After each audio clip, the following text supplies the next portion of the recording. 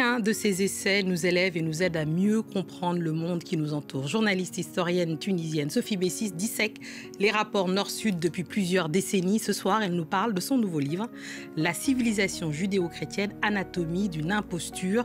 Elle démonte un concept devenu central dans les récits politiques européens. Derrière cette expression qui semble prôner l'unité, elle pointe en réalité un outil d'exclusion.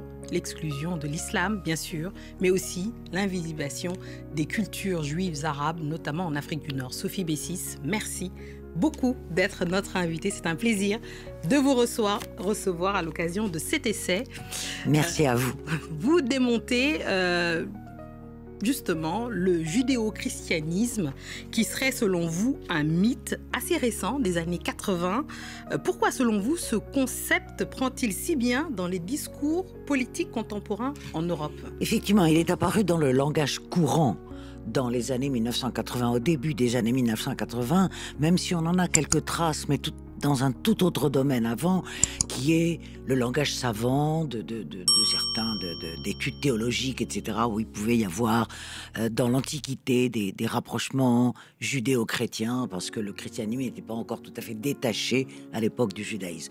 Mais effectivement, à partir du début des années 80, il y a cette invasion progressive dans le langage courant qui fait que tout homme politique européen ou nord-américain d'ailleurs, pas seulement européen, éprouve le besoin à un moment ou à un autre d'affirmer que la civilisation occidentale est une civilisation judéo-chrétienne.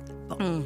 Donc, et effectivement, ce que j'essaie de démontrer dans cet ouvrage, c'est que ça sert en gros à plusieurs choses. D'une part, à occulter près de 2000 ans d'antisémitisme en Europe, effectivement. Si l'on est judéo-chrétien, on ne peut pas être antisémite, bien sûr, évidemment. Et donc, cela permet de faire silence sur cette longue histoire de l'Europe dont la personnalité, quand on parle de la chrétienté, la personnalité s'est forgée par la désignation du juif comme l'autre. Comme l'alter, comme l'oriental d'ailleurs. Comme l'oriental, pendant des années. Donc, et on sait très bien que cet anti-judaïsme, puis cet antisémitisme a abouti au génocide hitlérien. Donc, une occultation d'abord. Et puis, si l'on prend la peine de penser à ce qu'est la révélation monothéiste, elle a 3 pieds. Elle a le judaïsme chronologiquement le premier, ensuite le christianisme et ensuite l'islam. Et vous démontrez justement que ce concept de civilisation judéo-chrétienne exclut, c'est un marqueur d'exclusion vis-à-vis de l'islam et des musulmans. Tout à fait. Effectivement, quand on dit judéo-chrétien, où est l'islam? C'est-à-dire qu'on désigne, en disant la civilisation occidentale est uniquement judéo-chrétienne, on exclut l'islam dans le domaine de l'altérité. Jadis, le juif était l'autre, qui était discriminé sinon persécuté, et aujourd'hui tout ce qui ressort du monde musulman est désigné, est renvoyé à une spécificité, et ça c'est extrêmement grave parce que cela détruit toute possibilité de rapprochement, et on connaît la dimension universelle de ces 3 monothéismes. D'ailleurs, très rapidement, l'islam et le judaïsme se ressemblent beaucoup plus qu'aucun des deux ne ressemble au christianisme. Bien sûr. Vous parlez dans cet essai aussi de la... Tout à l'heure, vous parliez de l'antisémitisme, mais vous parlez aussi de la culpabilité de l'Occident. Tout à fait. Qui a progressivement laissé place à un philosémitisme, justement, à un amour, en tout cas présenté comme tel, des Juifs, qui a atteint son apogée après le massacre du 7 octobre par le Hamas, et qui n'a pas faibli malgré la riposte sanglante de l'armée israélienne à Gaza. Comment vous l'expliquez? Effectivement, c'est assez lent à expliquer, mais je vais essayer d'être très... Vous êtes très forte, d'ailleurs, très pédagogique. Très synthétique. Oui. Effectivement, après l'épisode du génocide perpétré par les nazis, les Occidentaux avaient besoin de restaurer une sorte d'innocence, si vous voulez, parce qu'effectivement, les valeurs dont ils se réclamaient avaient été quand même sérieusement abîmées par le génocide. Et pour cela, donc, ils ont facilité la création de l'État d'Israël, mais pas seulement. Également, on fait silence sur toutes les dérives de cet État, puisque il ne faut pas oublier que la résolution de 1947 des Nations Unies préconisait la création de deux États, l'un palestinien et l'un israélien, l'État israélien a été créé, a prospéré, l'État palestinien jusqu'à aujourd'hui n'a jamais vu le jour.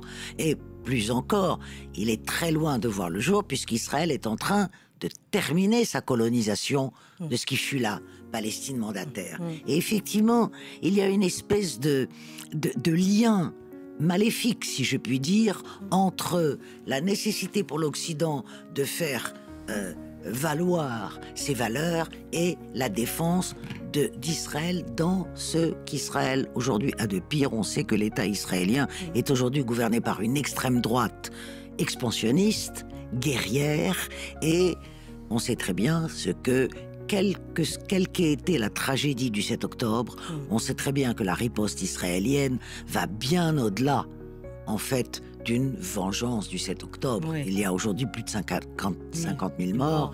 Et vous savez que depuis la reprise de la guerre, la rupture par Israël du cessez-le-feu, il y a déjà près de 1000 morts. Oui. Comment vous expliquez, Sophie Bessis, vous le dites dans le livre, vous l'avez même dit un peu dans votre autre essai, la lettre que vous avez écrite à Hannah Arendt, je m'en souviens, que les Juifs issus du monde arabe, dont vous faites partie, ont été marginalisés par Israël et peu reconnus dans l'imaginaire collectif occidental. Tout à fait, parce que si l'on prend la naissance du sionisme, en fait, le sionisme qui est un nationalisme européen de la deuxième moitié du XIXe siècle, qui s'inscrit dans l'émergence des nationalismes européens. Et donc, le sionisme a été créé, inventé par des intellectuels européens. Et donc, il porte toutes les marques, y compris la marque coloniale d'ailleurs, parce qu'au XIXe siècle, on était en plein impérialisme européen, la marque de cet impérialisme.